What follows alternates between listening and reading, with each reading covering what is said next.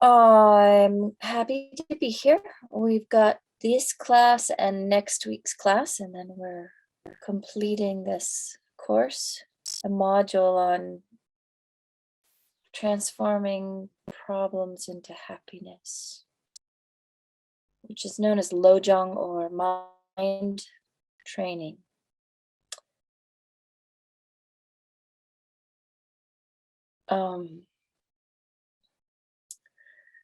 So maybe Shayla can project the short prayer that we do at the beginning.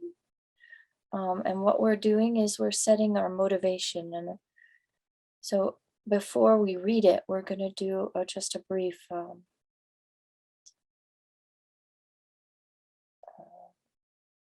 sort of settling into our current place wherever we are in front of the screen. And just do a little bit of awareness of being here wherever we are here.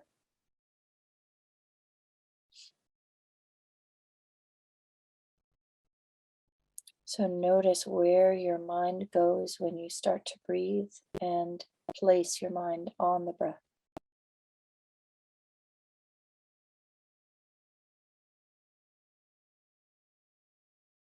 Notice any sensations.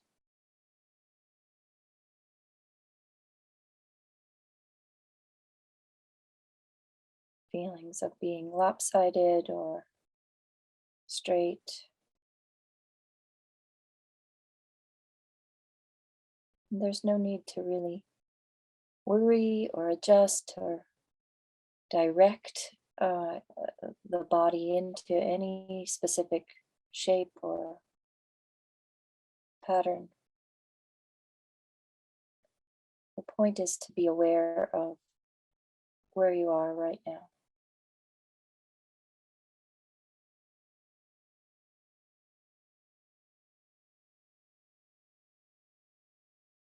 Aware of each moment of breathing.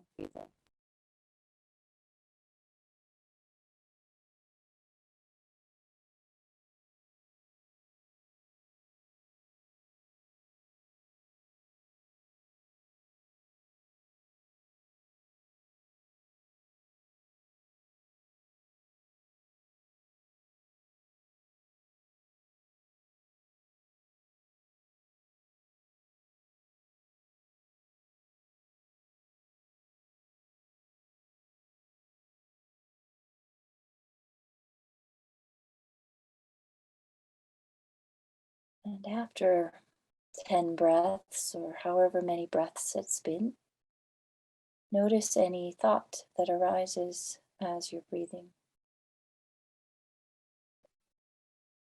without needing to remember the thought or follow the thought or consider what's going on around the thought.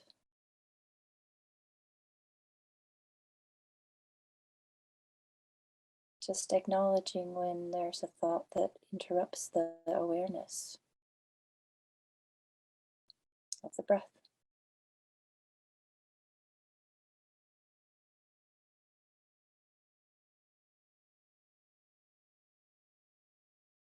Notice and let it go. Return back to the breath.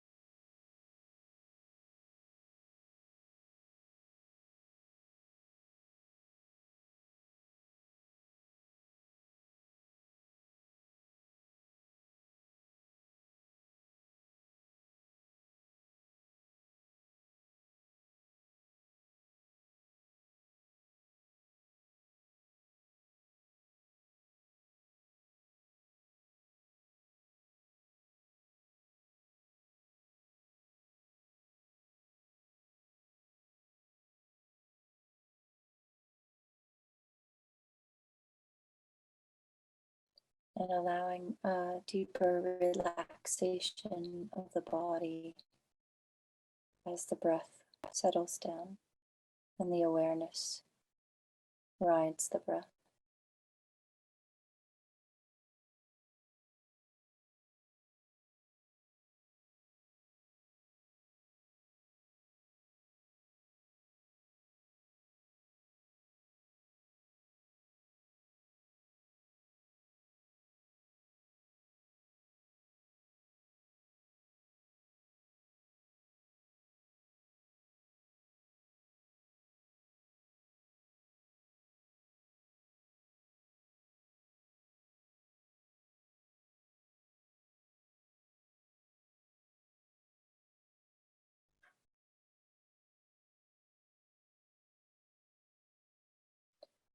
The Buddha's primary instruction is to train our minds.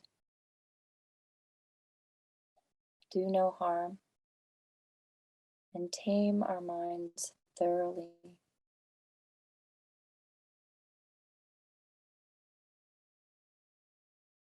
So here we are, coming together in this electronic format in order to investigate the ideas of thought training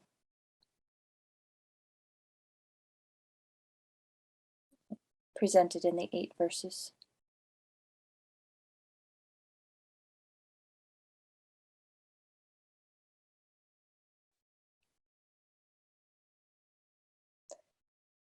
So we need to motivate with the highest motivation that we have to do this activity and make it dharma and useful and lasting in its result.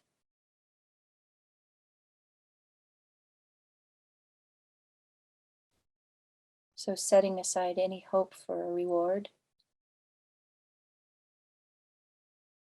setting aside any hope for health or pleasure, setting aside any hope for praise or fame.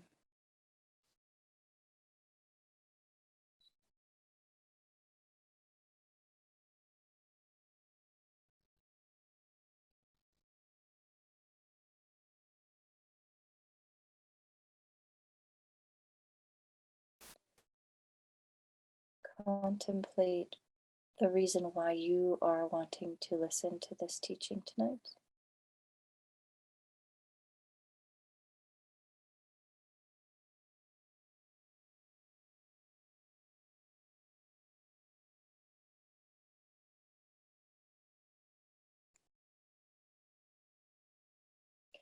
And make that desire as vast and profound as possible, benefiting the self, benefiting others, benefiting all sentient beings.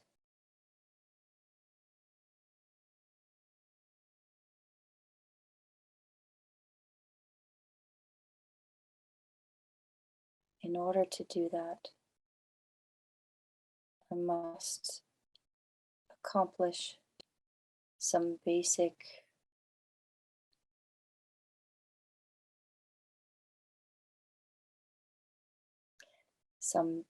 things of Dharma.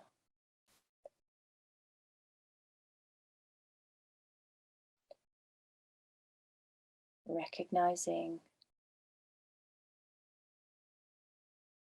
the preciousness of this human rebirth, understanding impermanence and death,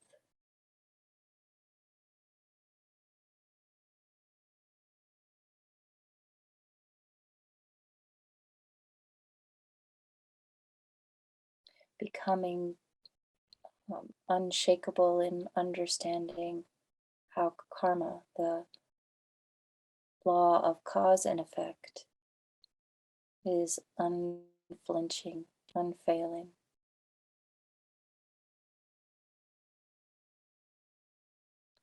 Knowing where to go for refuge.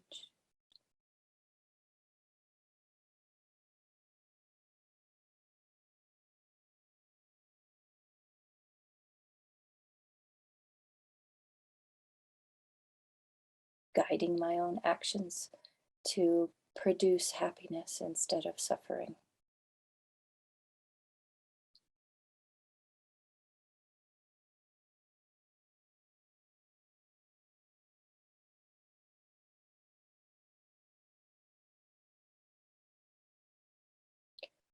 So let's repeat this short verse together.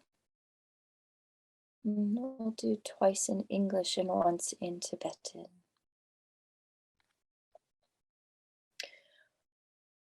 I go for refuge until I am enlightened to the Buddha, the Dharma, and the Supreme Assembly. By the merits I create through listening to the Dharma, may I become a Buddha in order to benefit all sentient beings. I go for refuge until I am enlightened to the Buddha, the Dharma, and the Supreme Assembly. By the merits I create through listening to the Dharma, may I become a Buddha in order to benefit all sentient beings. Sangye chodang sogi chognam la changchu bardu dagni kyab suchi dagi chinyen gi pe sonam gi drola penchir sangye druparsho.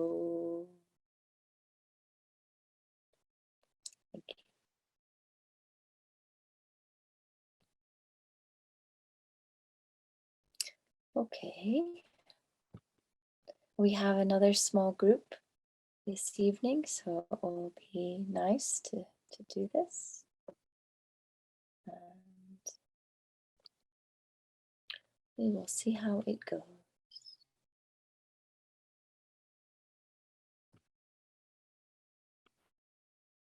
Oops, I have to press a different button to share my screen.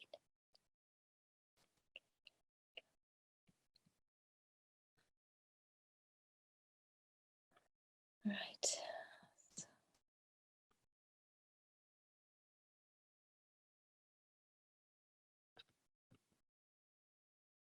Okay. Transforming problems. Oh my goodness. I left this from last time. How do we become fearless? I was actually going to ask, how are we courageous? But anyway, we can do both of them together. It's our 5th class, and basically we've just done the motivation. I have the Chenrezig practice to offer you. We can see if that fits what we would feel good about doing. We want to look at courage. We're looking at verses 7 and maybe 8, but at least 7. And I wanted to discuss memorizing some verses and give you some tips on some memorizing practice that I've learned when I was learning to speak Tibetan and memorize Lam Rim at the same time. So memorizing.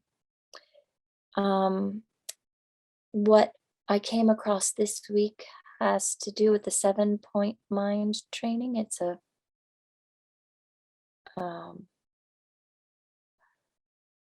little bit different than the 8 verses, but in one of the commentaries I was reading about it. And so then I decided to look at it a little bit more closely and thought maybe I'd share some of that. Again, Tonglen, dedication. So that's what we're looking at for the night. These are the 8 verses. The main text that we're looking at, we're on verse 7, is the 8 verses of thought transformation written by Langri Tangpa. And the first 7 verses are about the method of loving kindness and bodhichitta. And then the last verse, the 8th verse, is really about understanding the true nature of reality, the wisdom aspect. And you've probably heard of the 2 wings of the bird. You can only fly with 2 wings. You can't do it with 1. So if you have method or skillful means, sometimes it's called loving kindness and bodhicitta. Skill, when you have just skill, but you don't have the wisdom, or if you just have the wisdom, but you don't have the ability to function in the world and be skillful, one or the other, it doesn't have the same effect on the self or on others. And paramita is the perfection, and so yana is the vehicle. So this is the perfection vehicle. The six perfections are often referred to as the perfections or the perfection vehicle. Sometimes there are 10. But if you're going to be a bodhisattva, if you're practicing as a bodhisattva, if you're intending to be a bodhisattva, you're practicing these perfections of generosity, ethical discipline, patience, joyous effort, concentration, and wisdom. And they become perfections when you add the wisdom element into generosity, ethical discipline, patience, joyous effort, and concentration. You need to have some level of understanding of wisdom. Anybody do more thinking about what you used to know, now you know, and you wonder? Maybe not.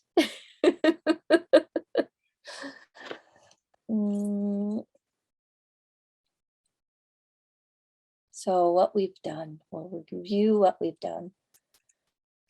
The first verse was, determined to accomplish all success, I shall practice. I shall always practice holding dear all sentient beings who are more precious than wish-fulfilling jewels. Remember all sentient beings. Verse 2, wherever I go and whomever I accompany, I shall practice seeing myself as the lowest of all and sincerely hold others dear and supreme. In all actions I shall examine my mind, and the moment an unsubdued thought arises endangering myself and others, I shall avert it. I shall face and avert it.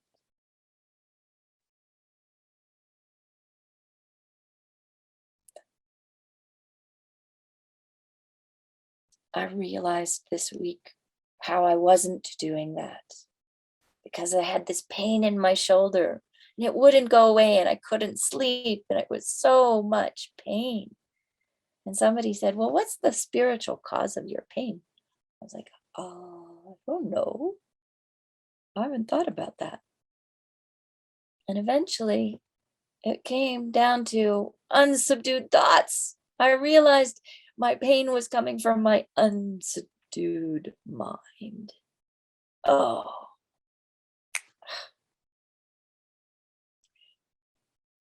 I did not immediately face and avert it. And so it got bigger and bigger and bigger and bigger. And then it was a big pain in the neck and a back and the shoulder and everywhere. Right. Whenever I see a being of wicked nature who is overwhelmed by heavy non-virtue and suffering, I shall hold him or her dear as if I had discovered a precious treasure difficult to find.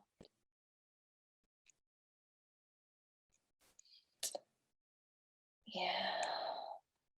Those precious treasures telling me that I'm not respecting them in the classroom today.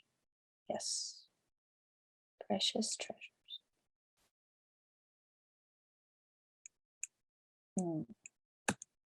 Okay, so just a little bit of thinking here. Hi, puppy, 3-year-old puppy. Little bit of thinking about these root causes of unethical actions, which in turn create suffering, because that's the definition.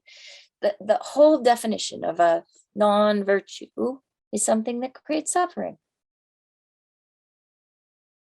It's virtue when it creates happiness, and it's non-virtue when it creates suffering.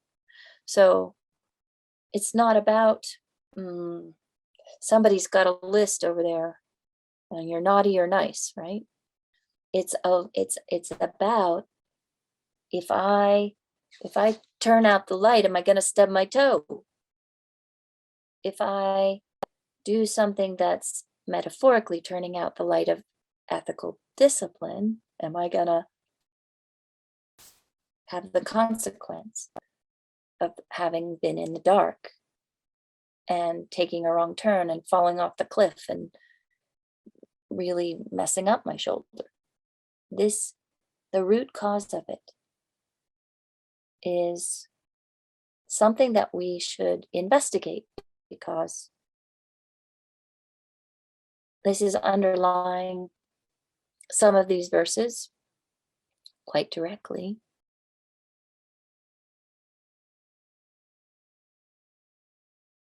So when is it that what I do hurts someone? Today, I had a student tell me that perhaps inadvertently, she said to me, "You are disrespecting us, and that's why you're having so much trouble with the whole class." "Oh," I said, what are we talking about? What do you consider me disrespecting you? What are you referring to?" "Mm. What is the root cause of my difficulty controlling the classroom of teenagers? Is it my own disrespect of them, of holding myself above them?" Interesting, very interesting. What is the root cause of an unethical action? Here I have no intention of being prideful and arrogant and so on. But if I'm being experienced in that way, what has created that suffering? What's the root cause of my reputation, which I'm not supposed to be engaged in because I'm avoiding the eight worldly dharmas? And yet, when I'm in the middle of a classroom, it kind of is inherent in being in the world and being part of the situation. So here it is. We have where the 8 verses meet the world, right? The 8 verses meet the world and they are applied. And it comes down to, am I causing harm to others or not? That's what makes it an unethical action. If I'm causing harm to someone through my attitude, through my choice of behavior, through my demonstration of patience or demonstration of agitation. So, what kind of ideas do you have about the root cause of unethical actions, which in turn creates suffering? Any thoughts?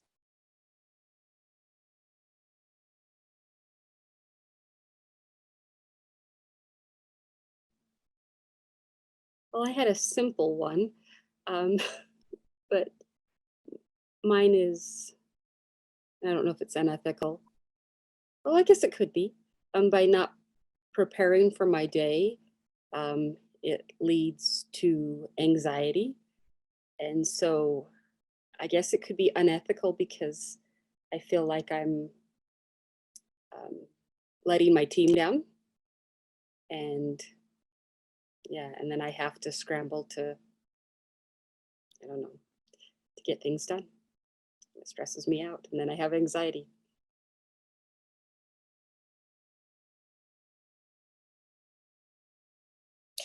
that's been something in the last couple of years, especially, that I've noticed that, teaching, I teach from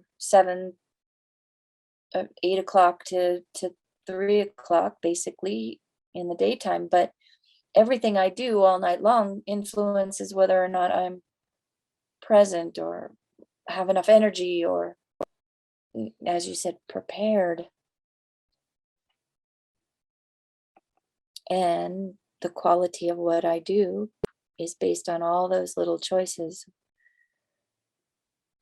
taking responsibility for what they're going to create in my mind and in my body. And we're starting to see it in the world, aren't we? With the virus, you know, this new variant. I um I was listening to a doctor broadcasting from the UK, uh, and I believe he mentioned that this variant was likely to have started in one individual who was already facing the AIDS, the HIV virus, but it was left untreated. So our world now is going to have the result of an individual that was left untreated when we have the medicines to help, but we don't share them with everyone that has the virus. The root of this might be greed, might be selfishness, might be saying, this is my country, this is my family, this is my whatever. And so I'm going to take care of my own first.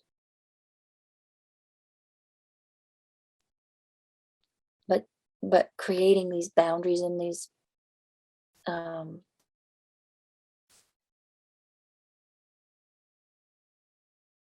there's thousands and thousands and millions and billions of examples of unethical actions, but we're going to experience those, or we seem to be experiencing those more overtly. The results of those things are kind of coming clear if we don't take care of each other, we don't think about others, if we don't uh,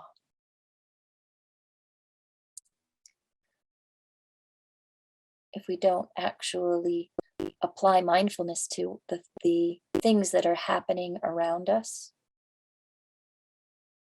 kindness to others, and so on, which is what the Dharma is kind of all about. But we have a lot of examples of people that think of the Dharma as um, an intellectual endeavor.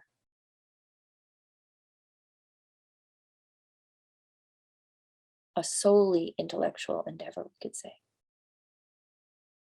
That's not really relating to the world around us. Well, the world is an interdependent arising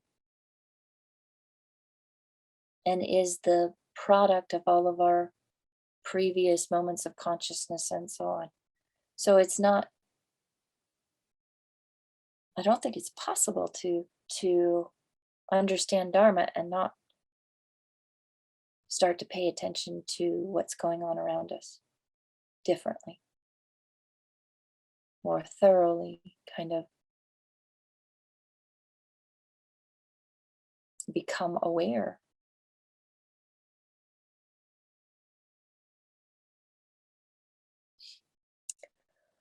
All right, so when we're looking at the root cause, this is in preparation for later on this evening when we're doing Tonglen, identifying this root cause of what's going on. So we think about this being wicked in nature.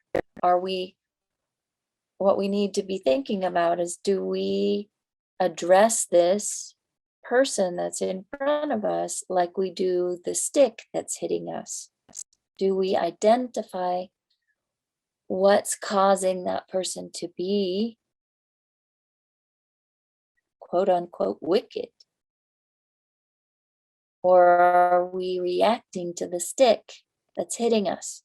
So somebody's hitting you with a stick. Do you get mad at the stick, or do you get mad at the hand, or do you get mad at the arm, or do you get mad at the person, or do you get mad at the mind of the person, or do you get mad at the attitude of the person, or do you get mad at the anger that the person is having while they wield the stick, or do you get mad at the cause of the anger?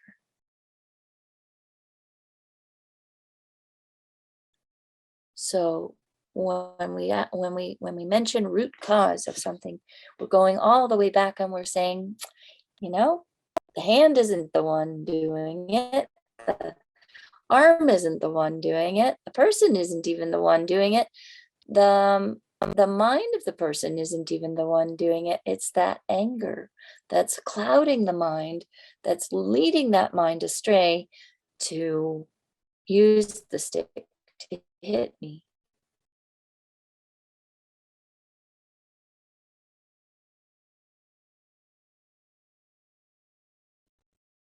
So we want to get to the root cause, because in the world, we can even cut off the hands and the arms in the world, and they'll just grow more sticks, at least, maybe arms if we're amphibians. But this is such a powerful method. The Tonglen is such a powerful method. We want to use it to really get to the bottom of it, so that we make a transformation of our mind, an unbelievable transformation of our mind, right? We're transforming our thought, not by requiring it to be forced into something we think is a good idea, right? So what we're requiring, what we're doing is not imposing onto the mind. We're transforming it from the inside, from the root cause. Okay, so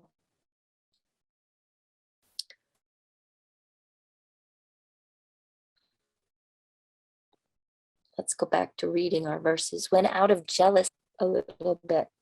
When out of jealousy, others treat me badly with abuse, insult, and the like, I shall practice accepting defeat and offering victory to others. Oh, you're right. I disrespect you and disregard you as a human being. Oh, noble teenager. You are right.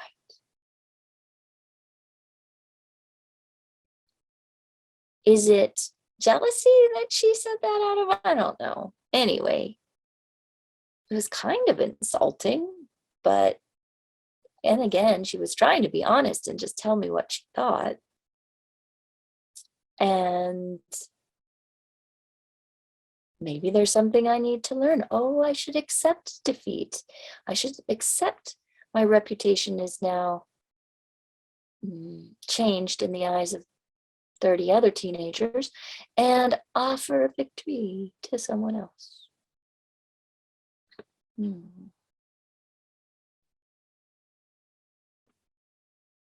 When someone I have benefited and in whom I have great hopes gives me terrible harm, I shall practice regarding him or her as my holy guru.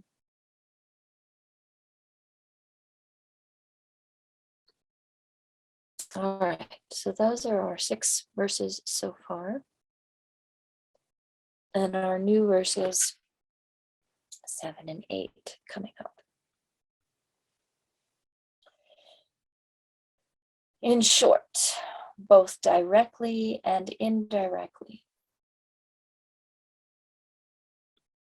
I offer every benefit and happiness to all my mothers. So directly in this life, directly in this moment, in this body, as much as possible, providing benefit and happiness to all mothers, sentient beings. Because each sentient being has been my mother countless times, because we've been reborn since beginningless time. They've all been my mothers and my daughters and my brothers and lovers and sisters and fathers and cousins, unbelievable numbers of times, each one. So in this very life, in this body, offering everything that I can to benefit and bring happiness to each person, each sentient being. However, secretly, at the same time as being of benefit, I shall practice taking all their harmful actions, knowing that they are going to lead to results, which are results of some suffering.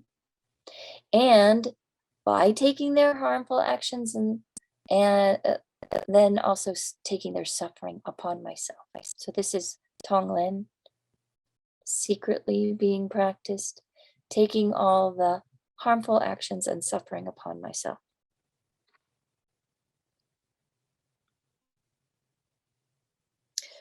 So the secretly is something to pay attention to, right?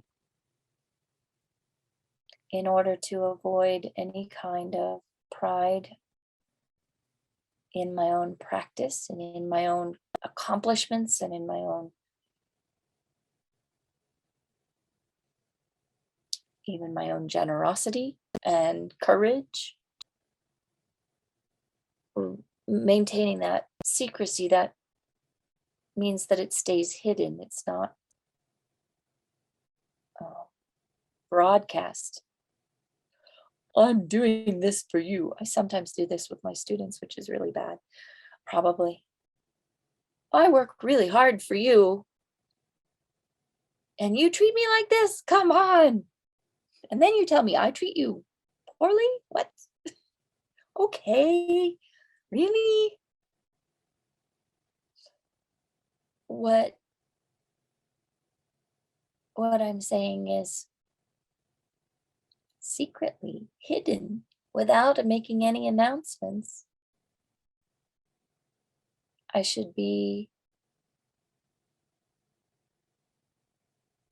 breathing in all their pain and suffering and their harmful actions, and offering them all the benefit and happiness that I get from doing this secret practice, especially that, so that it remains secret. I have to give away any benefit that has to come from it, right? Otherwise, it will even be obvious to anybody looking that I've been secretly practicing and increasing my virtues.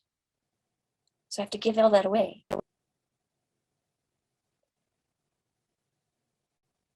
I don't know, this time around, these verses seem pretty straightforward and simple. Do you have any questions about this one?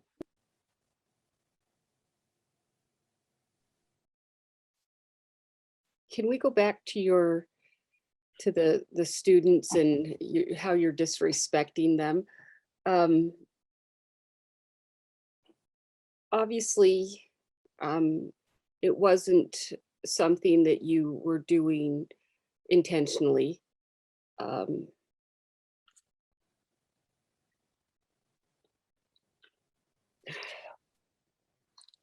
putting myself in that situation, and I'm thinking I would probably take offense to, a young person saying something like that to me.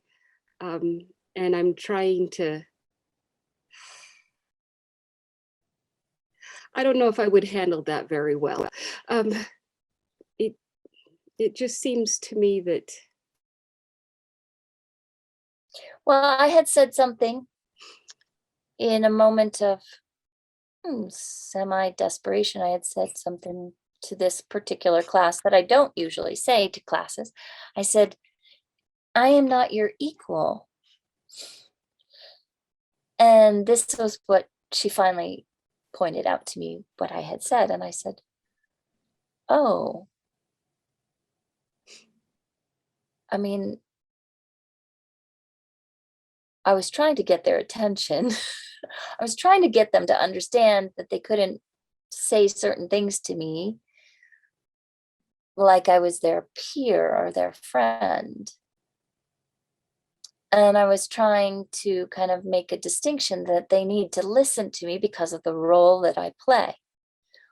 But that, and I explained this to them today, that doesn't mean that I think that I'm a better person, that somehow I'm a superior person to them. It's just that I have, 40 some years difference in our ages and or whatever, we've got we've got things that are different. I've got two master's degrees. I've done college already. I've been around the world. I'm not the same as they are, but I'm still, as a human being, I'm the same exact human being status as they are.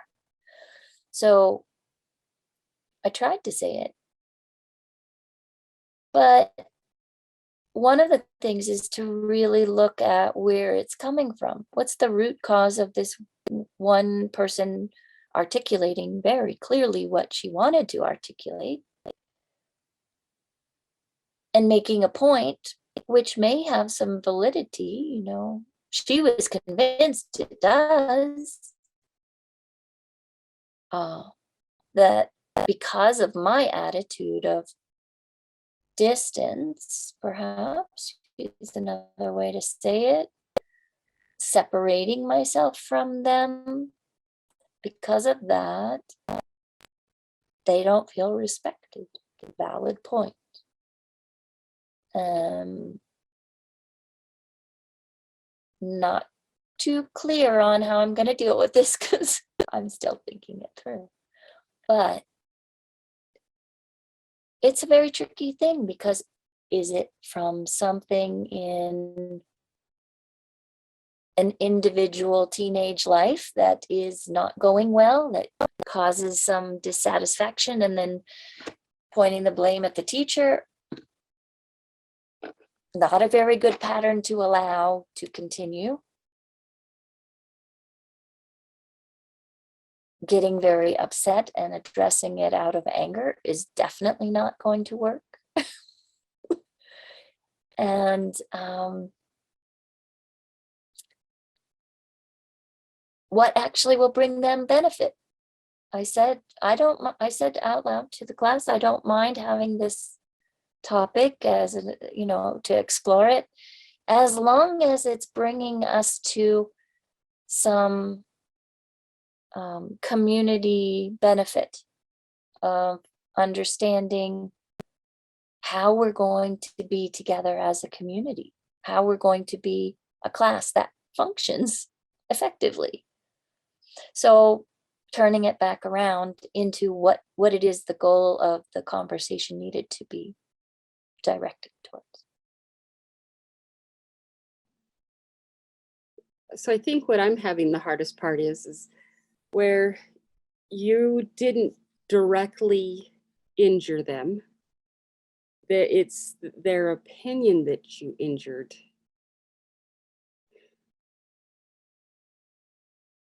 Because basically you were telling the truth. Well, I think what I think is, it's going to cause harm for you if you um, lay down and say, hey, yeah, you're right, I'm the bad guy. Um, That's what I'm struggling with. So that's my problem, and I'll figure it out one way or another. I'll bumble through it. But in terms of how that becomes, something we can use as an example in the 8 verses, right? I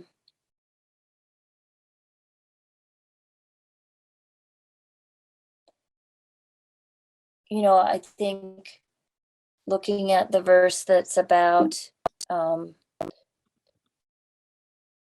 verse 6 and 5, both of them, when somebody I've benefited, I mean, this is somebody I've benefited, right? Someone I have great hopes for. And then the verbal harm, like you're saying. Oh, this is the manifestation of my guru. Why else would this appear for me right now, right? This is the manifestation of my guru bringing this challenge to me so that I can become extremely skillful in my ability to deal with something like this, so that I have to transform my mind in order to actually be able to not react out of shock or anger or a protection of my reputation, but only am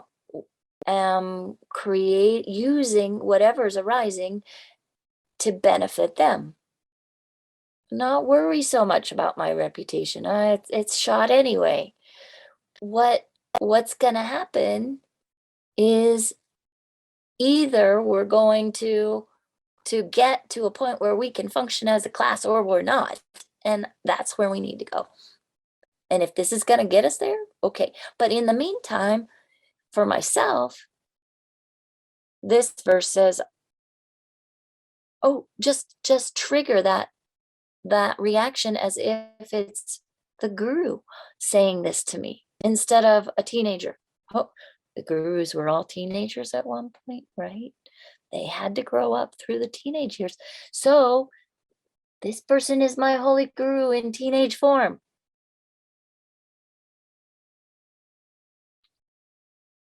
Providing me with this totally unexpected challenge. Totally unexpected challenge. I thought I was going to have a nice day. I somehow thought that was not going to be the topic. I had no memory of having said, I'm not your equal. I'm like, what? What was I talking? Oh, yeah, I said that. And then later in the conversation today, she was talking about something else and she said, oh, but that would just be shock value. She said, you could yell at us because that would just be for shock value. I'm like, but that's what that sentence was all about. I was trying to shock people and say, you're not my equal. Get it through your brain. Like, I used strong language. Well, I could shout at them, but I couldn't say I'm not their equal. I don't know, but then I started realizing this is a teenager. I'm not a teenager. What I need to do is see the teenager and figure out how I'm going to manage the class around this particular presentation of my guru. Accepting defeat and offering victory. Again, this is a little tricky when you're in a role, or when the thought transformation meets the actual situation of your life. There's always some excuse to not accept defeat and to kind of protect the self from the suffering of the harm of words, or the harm to reputation, and so on. But if in that moment the attitude of, I could accept this as defeat, I don't have to win, arose and changes the possibilities, the options in that moment, right? So maybe what we'll do is we'll do like a little like visualization for if you don't mind, we can just do a little bit of a visualization. So go ahead and settle into a position and just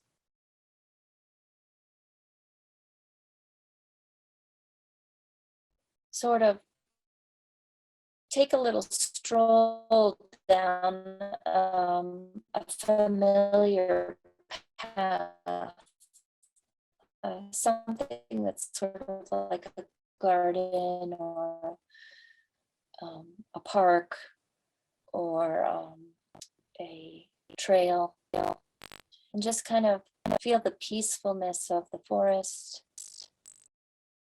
around you, the birds,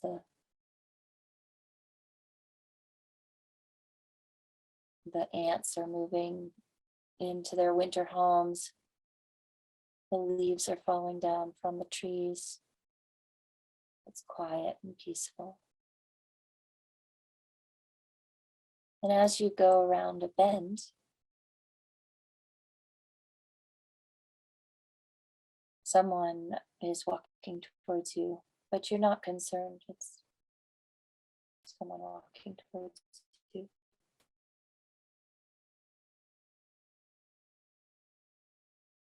And they come up close enough, and then they start to say something. And they basically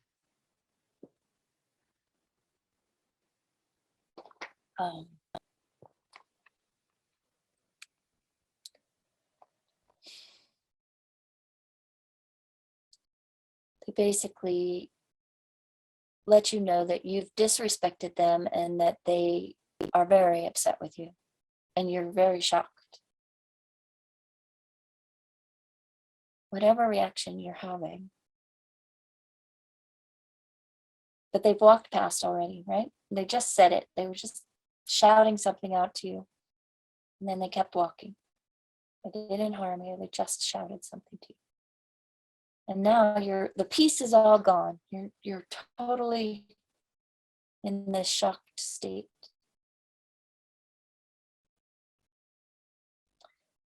What would you like to do?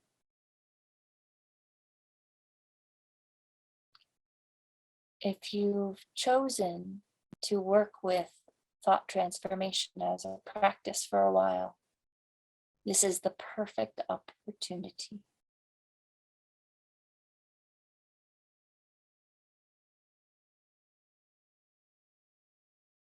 Any of these verses that comes to mind.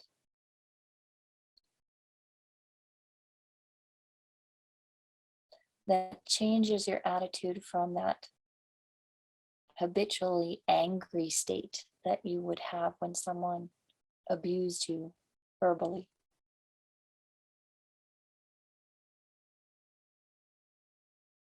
Notice what arises. What do you want to do? What do you want to use from these 8 verses?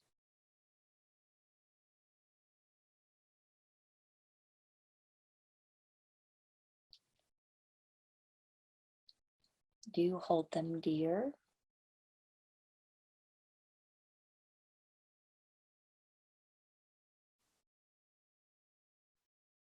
Precious? Realizing that they are the cause of your own enlightenment? Do you hold yourself low in humility and them as supreme and dear?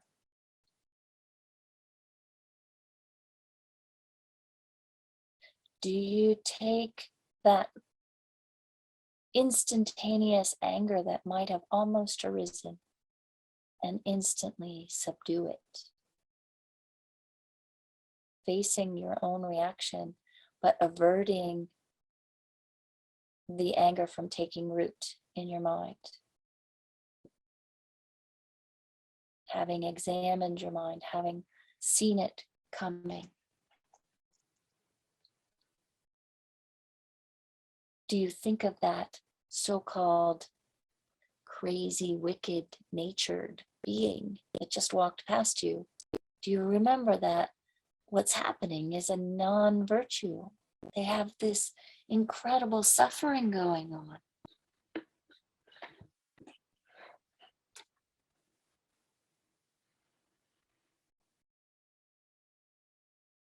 And yet, because they've just done this for you, they've just presented you with this moment where you can practice honestly.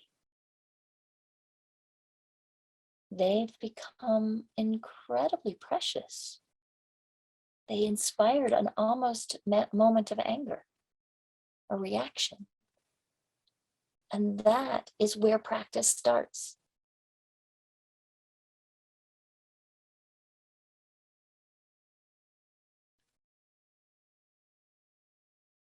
Do you accept defeat? Do you say, okay, you win. I must have shown you disrespect in the way I looked at you from afar. My nose crinkled at your crumpled clothing or something.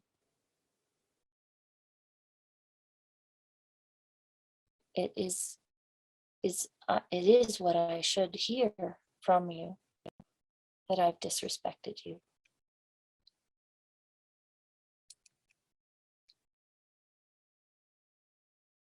Or maybe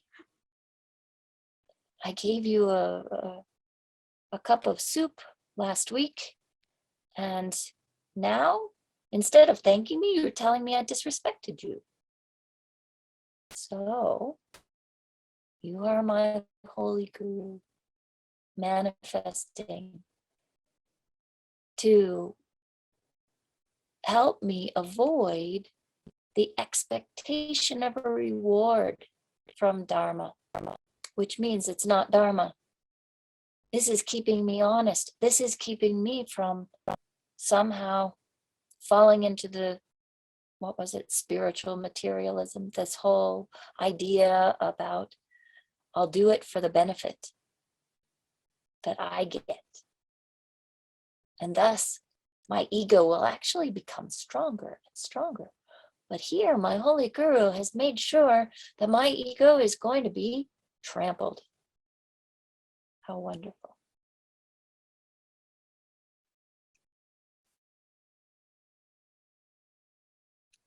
Or do I somehow take your suffering, take that insulted, the words that were so insulting to me, upon myself as if I had said them to someone else, and use that to practice to address the root cause of those words, those harmful words. This suffering that it brings to others is something I've given out numerous times in the last few weeks, let alone months and years and lifetimes.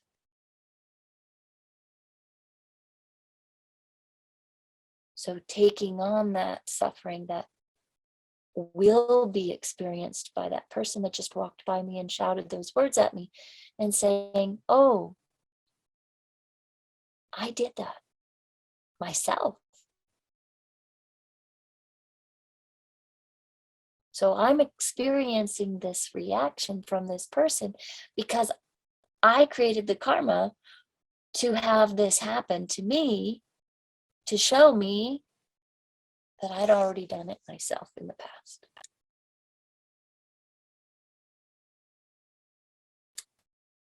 I don't want that person to have the harmful results. So let me take responsibility. Let me take that away from them.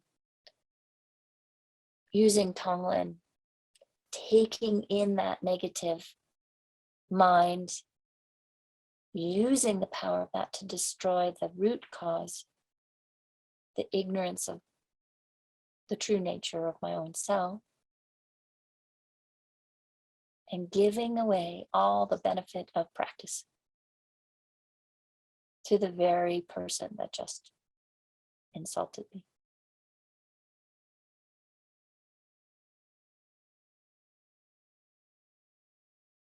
You have quite a few options there. So just imagine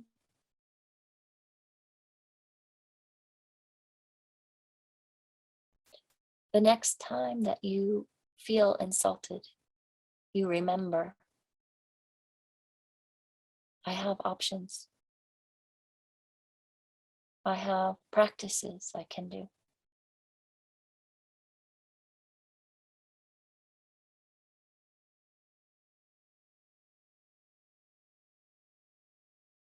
And the whole point is not to harm myself further, but to really undo the harm that I've already created.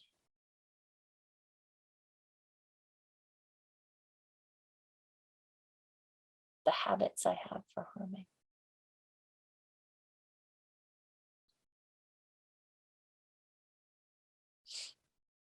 I'll be quiet for a moment while you process, but when you're done, go ahead and open your eyes and let me know that you're done.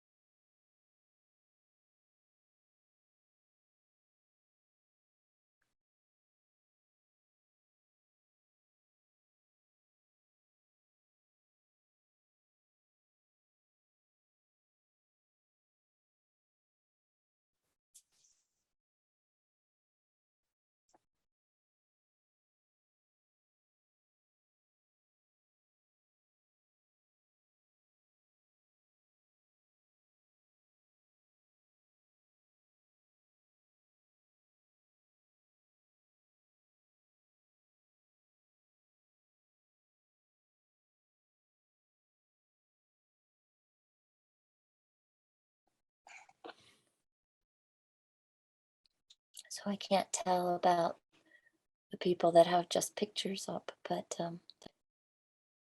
let me just read through the 8 verses in the translation by Alex Berzin. May I always cherish all limited beings by considering how far superior they are to wish granting jewels or gems, superior for actualizing the supreme aim. When I come into anyone's company, may I regard myself less than everyone else, and from the depths of my heart value others more highly than I do myself. I think that one might take me another decade or two.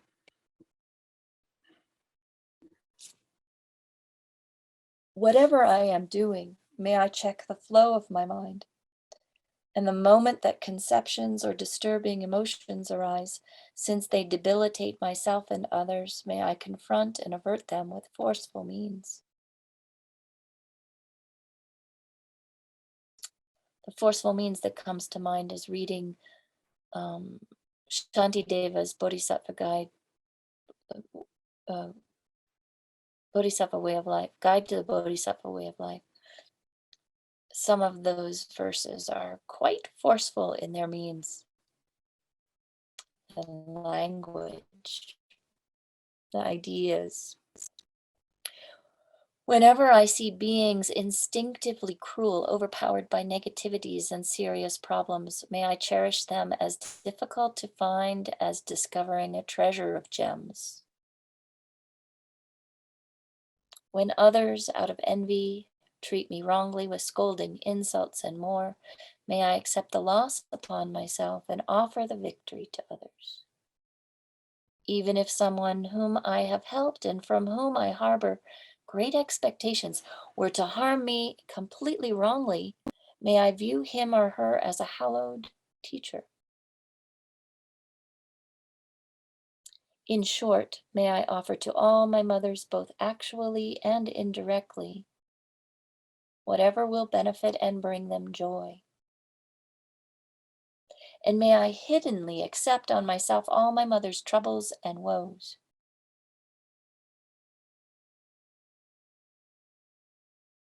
So I guess one more thought arises when I read it that way about the indirectly. So the actually and indirectly is how Berzin presents this verse. And that kind of leads my mind to think about the indirectly a little bit more. So, how do we benefit someone indirectly? We become more skillful. We become more. Um, we make progress towards um, enlightenment. So, if I wanted to benefit someone indirectly, I would work on my own mind without offering them actual benefit. But because my own mind is being transformed, then they are indirectly somehow receive the benefit. I'm sure there's other ways of thinking about it, but that's what's coming to my mind now.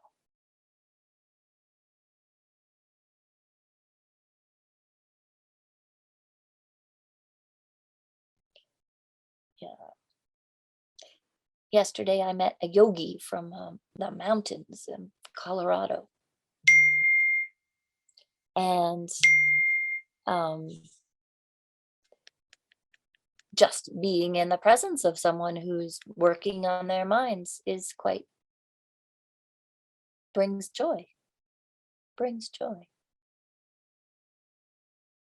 So by working on our own minds, by creating options in how we respond to things, by mm, transforming our thoughts, transforming our anger into patience, transforming our um, greed into generosity, transforming our self absorption into other absorption, we bring joy to others, either actually or indirectly as well. And then the last one, through a mind untarnished by stains of conceptions concerning 8 passing things throughout all of this, and that knows all phenomena as an illusion. So that's the last verse. I was kind of hoping we'd do that next week. But I do want to talk about memorizing. So today, doing that little visualization, you were doing it and I was speaking it and I was reading through the verses and you didn't have to think about it. But if you memorize the verses, then you have those available to you at any time, right? You don't have to rely on someone reading them to you or going to find the page in some book or anything like that. So I wanted to suggest that we do what's called a mind palace. And what you need is to think of a place, a physical place. And you might take notes if you want to think about this more later, but you need a place that has 8 parts. So a house that has 8 rooms in it works very nicely. 3 bedrooms, 1 kitchen, 1 living room, 1 dining room, 1 sunroom, like that. If you have a place that has 8 parts,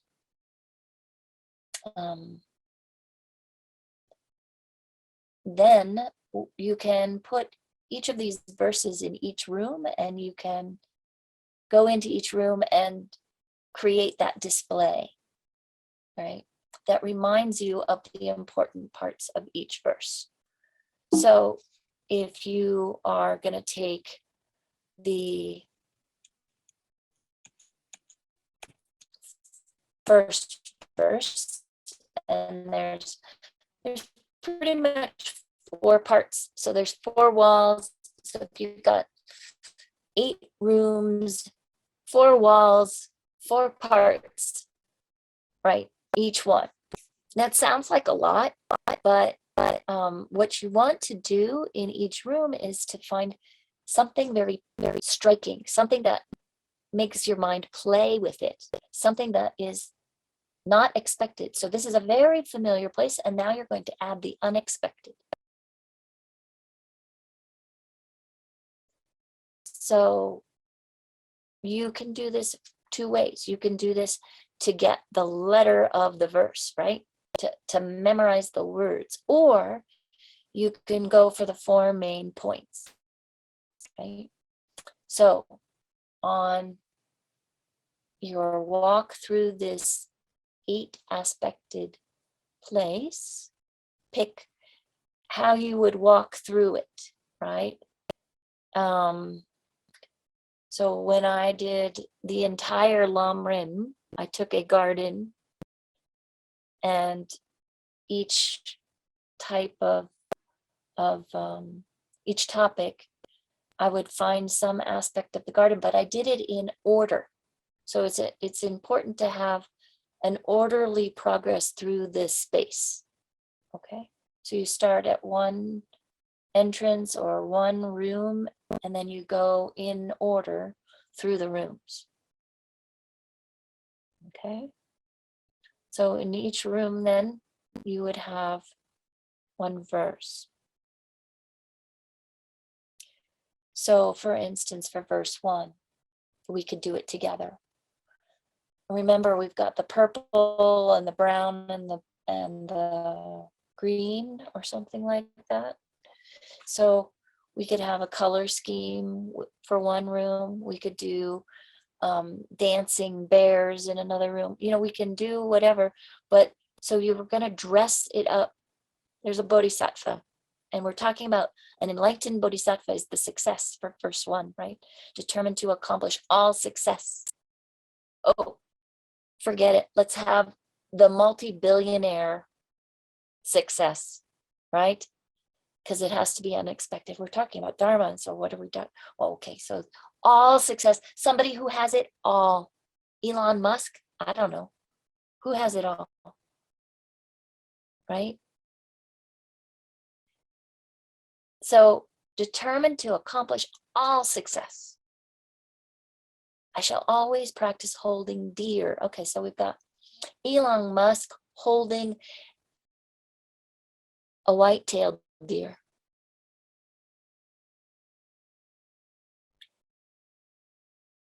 That is covered in ticks, all sentient beings.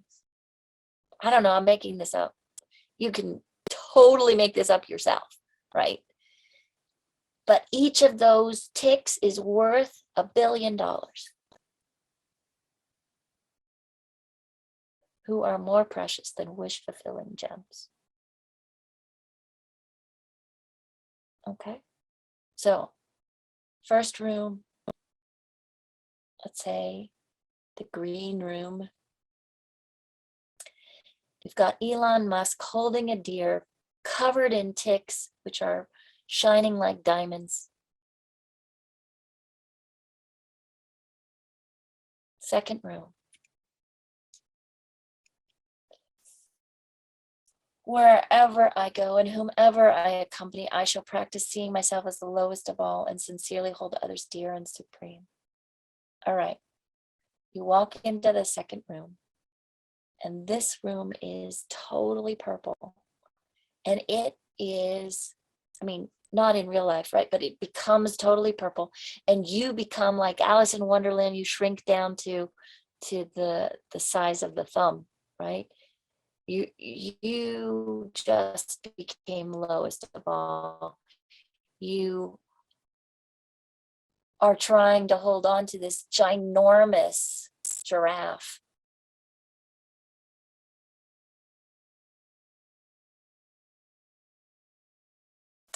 But somehow you have to kind of bring in a friend of yours. Oh, I know. There's a movie blasting on the TV screen, and it's all of your friends having a birthday party. Wherever I go and whomever I accompany, I shall practice seeing myself as the lowest of all and sincerely hold others dear and supreme. I don't know. Does this make sense? It's a process. So what you do is for each of the verses, you make your own,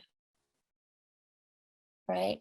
So you put it in a physical place that you're totally familiar with, and then you create something unexpected that brings together the pieces that you want to remember and symbolizes it in an image, an action, like Elon Musk actually wrapping his arms around the deer that's covered with diamond lice.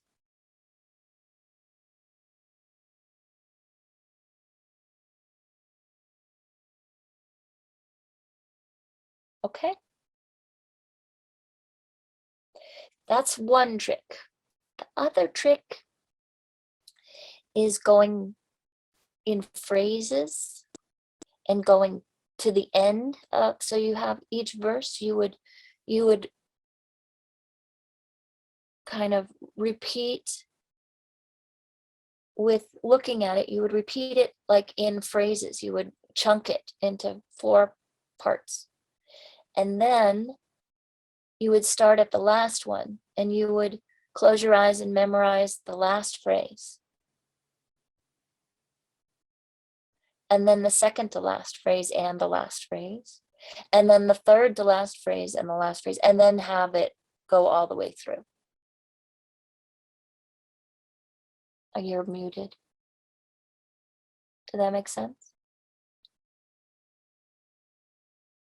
Okay, so that's the other trick for memorizing if you wanted to memorize it word by word.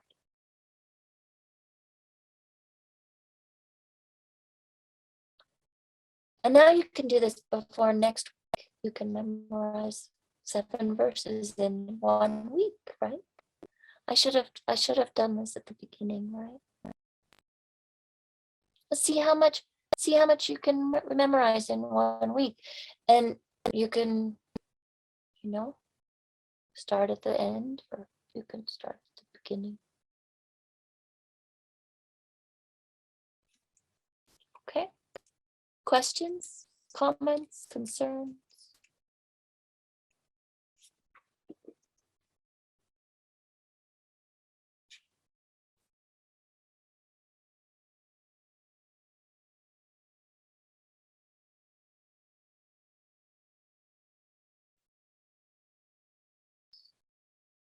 Okay.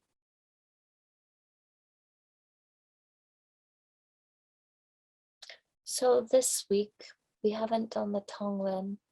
I'm running out of energy, so I don't think I can introduce the Chenrezig practice, the ever-flowing nectar.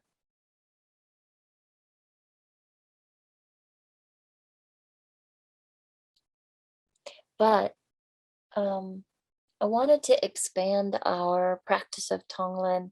We've kind of done a little bit of it, but I want to do the visual aspect that we haven't been doing. We've been working with the 3 types of persons and really investigating that a lot and so on. But what I want to do is this root causes, and really using the energy of the Tonglen practice to undo that misconception of the self that is the root of all these things. So that anger comes from having attachment to something and not getting it, or having aversion to things that we don't want. And the attachment in itself comes from having had the misconception of what the self is. Without having a sense of self, there's nothing to attach. There's nothing to grasp at.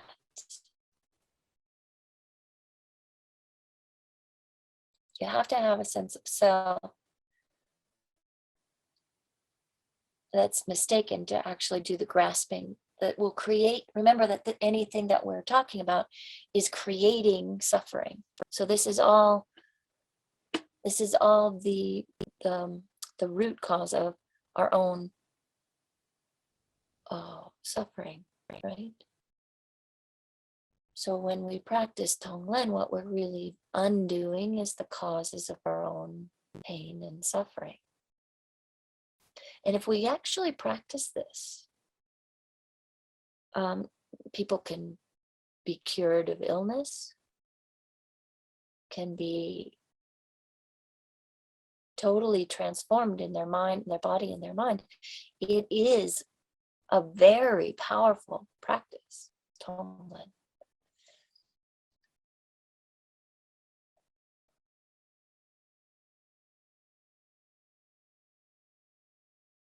All right, so we've already done the beginning of this. Someone was somewhat abusive or insulting us. In that way, they were unethical, creating some harm for us as they walked by. And we went through that list. But let's do the visualization. So do you have someone that you know is in pain, having an illness or injury? So call that person to mind. Or if you yourself are currently experiencing some pain, this is quite a good practice to do, and you adapt it to take on. You know that there are other people in the world that are experiencing the same amount or more of pain and suffering as you are. So either way, a loved one that is experiencing something, or you yourself are experiencing something, but then you're imagining other people have that same, to a little bit of a greater degree, actually. So the clearer you are with the example, the better. So take a minute and call that person to mind and have them join you in the room that you're in.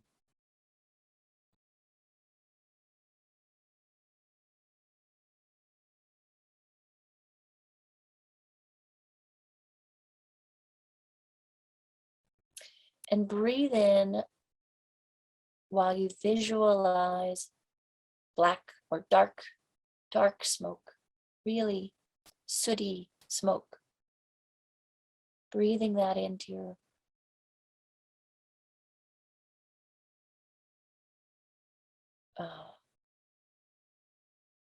heart area.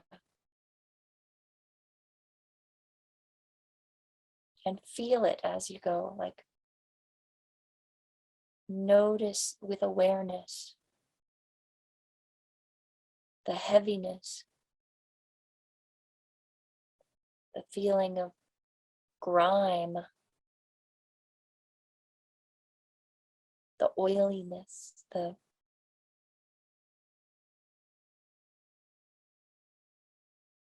effect it has on your body and your mind. But don't lose sight of that part of your mind that has the ability to choose what you're doing with it.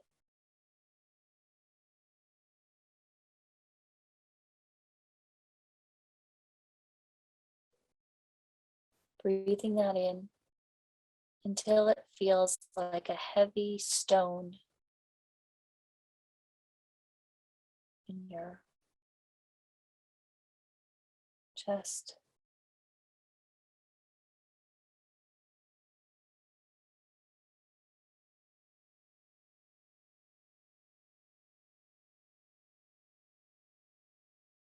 And that darkness and heaviness becomes a tool in your heart. It becomes the tool that you wield like a sledgehammer. That metal tool, so heavy, all that dark smoke condensed into a sledgehammer, and you lift it and you direct it to the one cause for all the problems. Whether it's your own problem or someone else's problem, it's the same cause. It's the cause of the incredible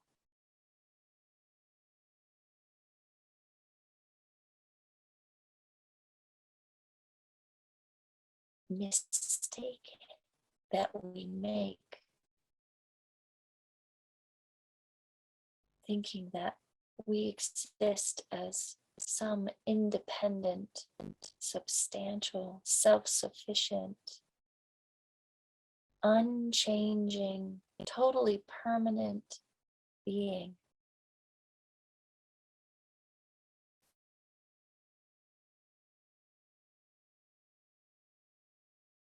That we have to protect and baby and so on. It's a very specific target for our sledgehammer. It's our mistake that we target. Anything that's real, we're not targeting. Only the mistake. Only the mistake. We're smashing that mistake.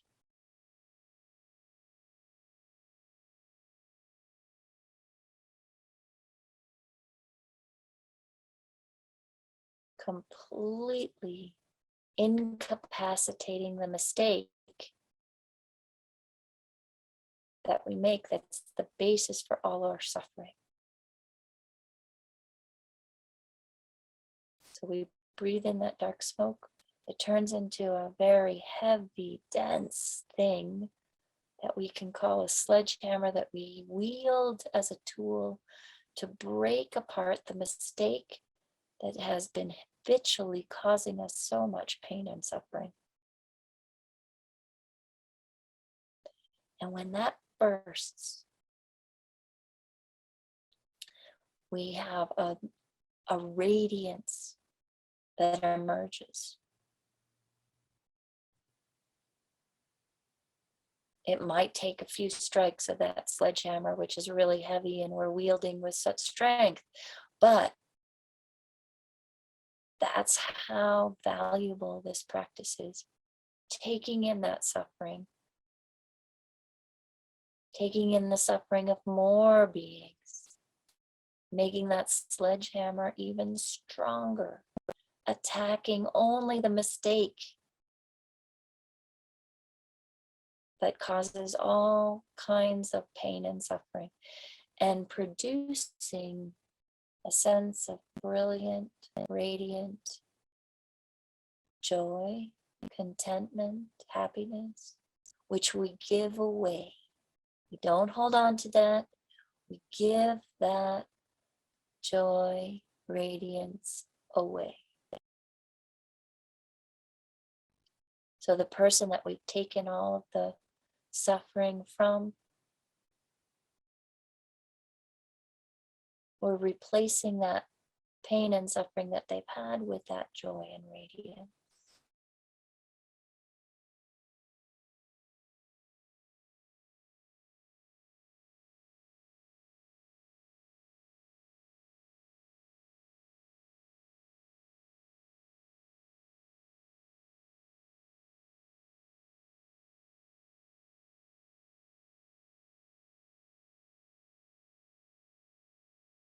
They are benefiting us by giving us the opportunity to practice this sledgehammer against the mistaken identity. And then when we give things away to them, it's another opportunity to practice generosity. And they have just become incredibly precious in allowing us to take their suffering and give them happiness.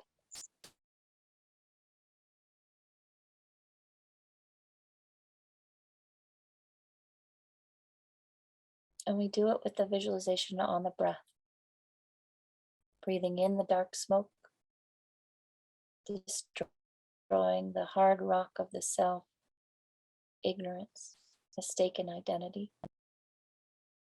and giving away all joy and happiness that we produce in our hearts when we destroy that self-centered attitude.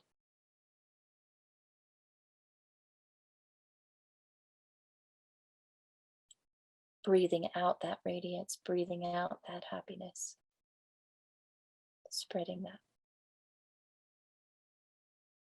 With no virus attached, only pure radiance.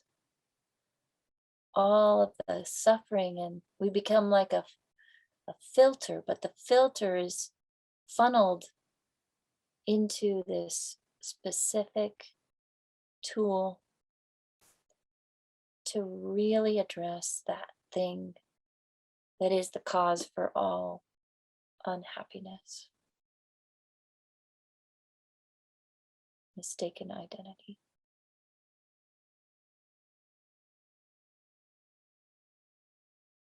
Breathe in the dark smoke, all that pain and suffering. Create that tool with all that heavy, heavy, heaviness. Wield that tool with precision. Blast apart that egocentric, self-centered, mistaken identity. Release all of the radiant joy and give it away on the out breath.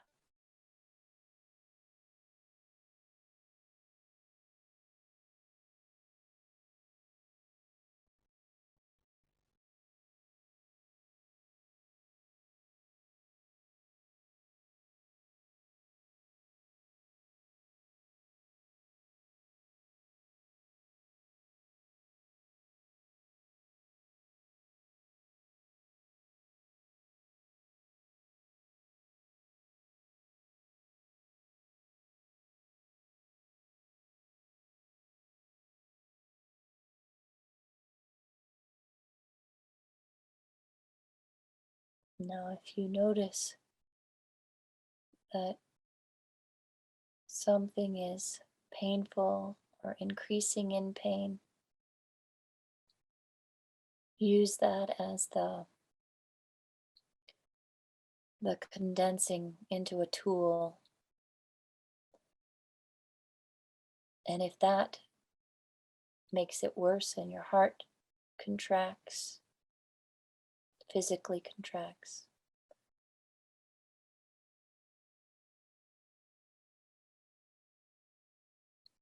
take a step back and just relax.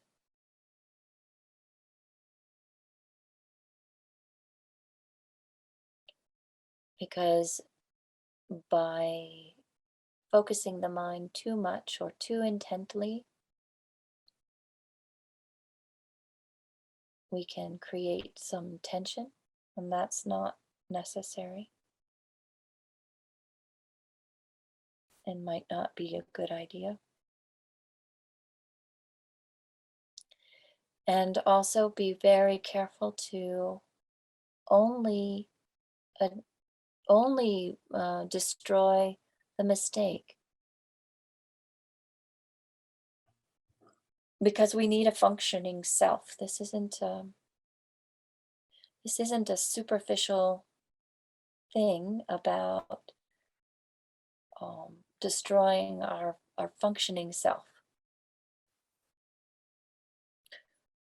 We live in a world. We go to the store, we drive a car, do a job, and we have a self that functions through that. We have a family, care for others. Our functioning self is not what we're destroying.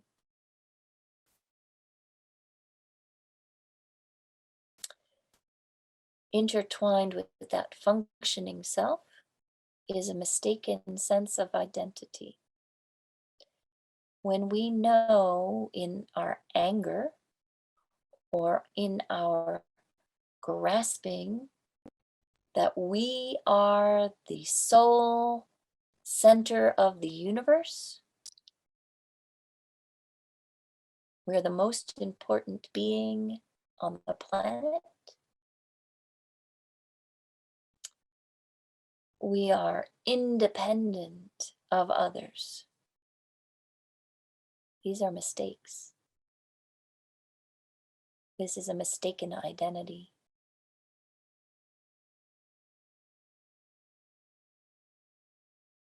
If we go too far in the other direction and we think we are not any self at all, our functioning self will suffer.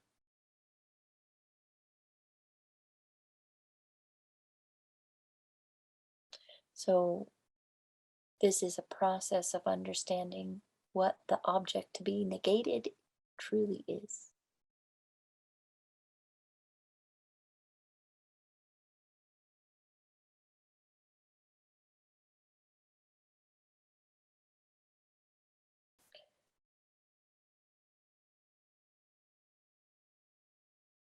Our concept of ourself, while it might have a basis, ourself has a basis. Our concept of ourself is a dependent arising and is not true. It will collapse. It will be inaccurate at some point. We are not permanent.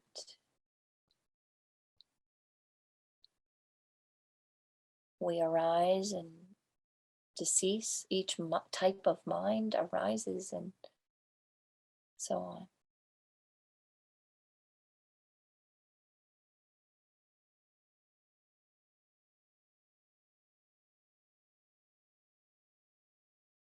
So it's the mistake that we really need to address, be very careful about, and gentle with oneself until you have it properly established.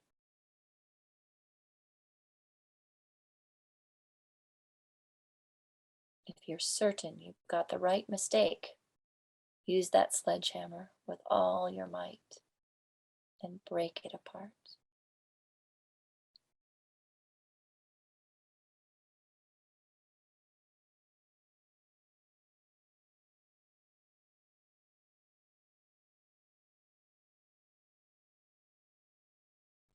And when you breathe out and breathe in and you notice there's another layer to the mistake, you can continue.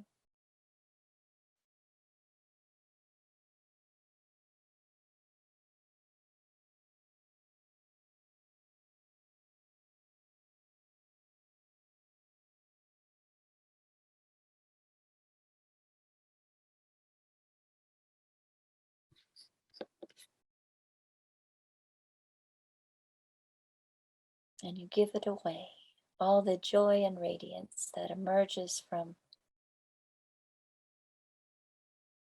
crashing through the hard rock of your own grasping mind.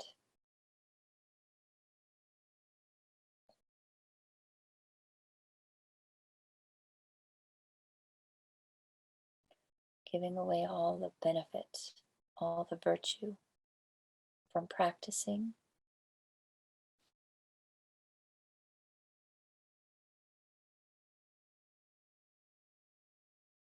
being really careful with yourself to give every bit of that away.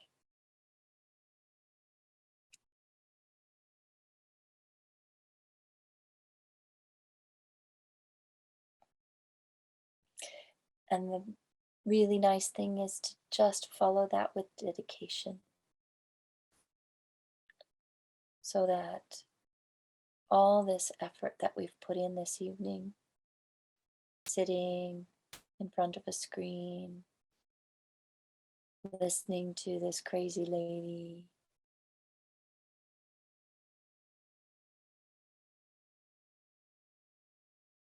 thinking about being shocked into anger and reactions,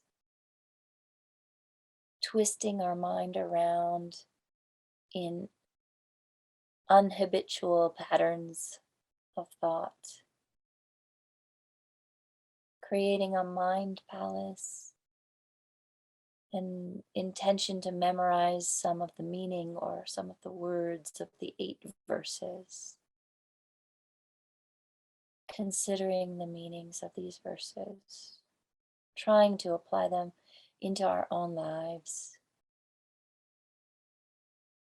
practicing Tonglen with this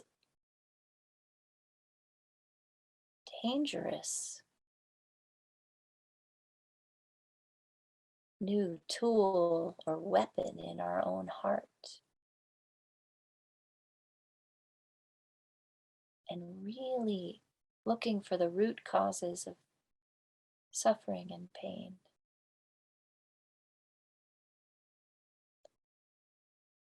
And practicing generosity.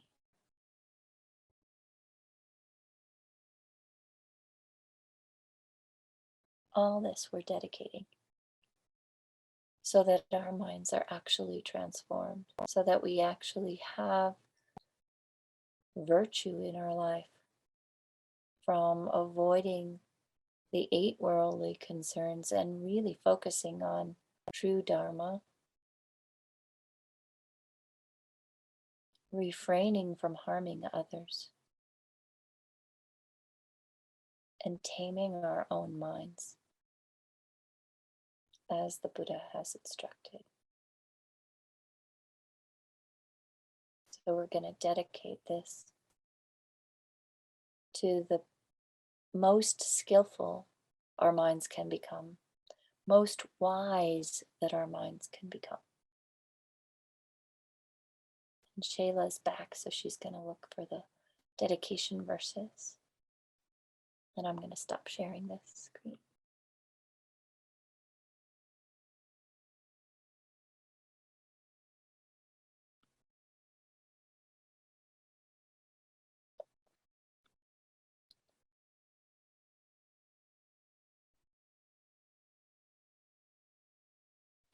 So due to the merits of these virtuous actions, the ones that cause us all kinds of happiness in the future, due to the merits of these virtuous actions, may I quickly attain the state of a Guru Buddha and lead all sentient beings without exception into that enlightened state.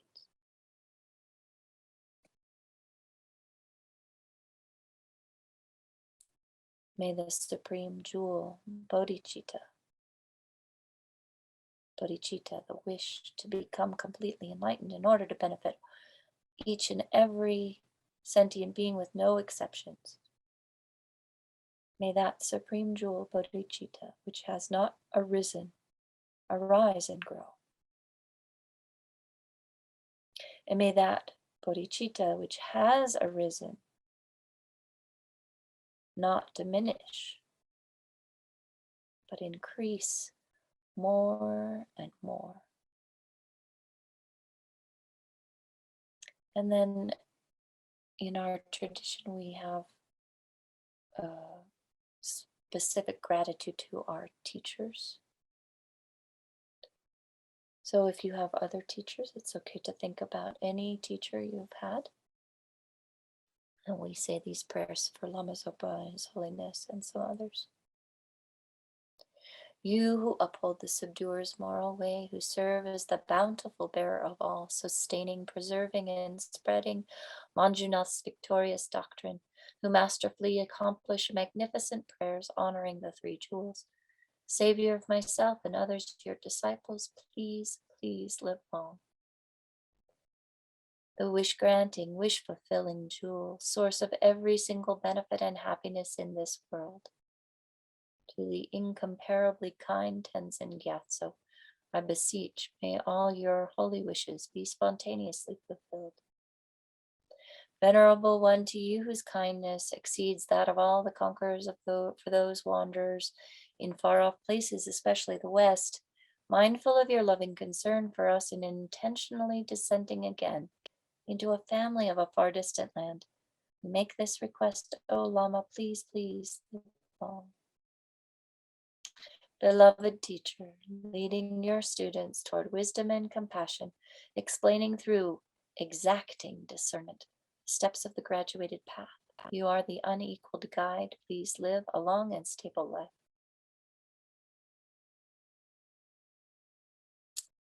So, for those of you who are heading off to do Vajrasattva and wanted those break, we didn't take a break in the middle, so there we have it. And we have one more class on next Monday. Any questions, comments, concerns, let me know before you go. Otherwise, have a wonderful week. And I'm sorry for my limited nature. I'm quite tired at the end of a Monday teaching, so I don't have a lot of energy. So it's not that